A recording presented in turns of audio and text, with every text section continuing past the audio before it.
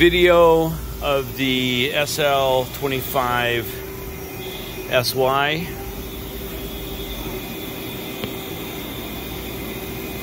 Can I open this at all while it's running? While I see it, so I just want to.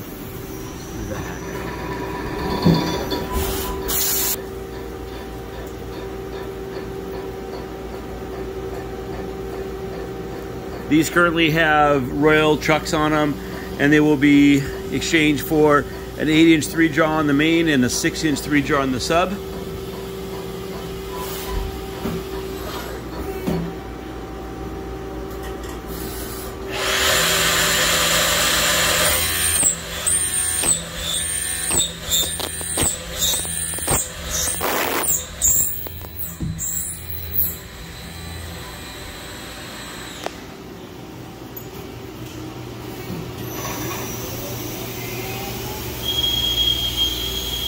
The machine will come with a chip conveyor,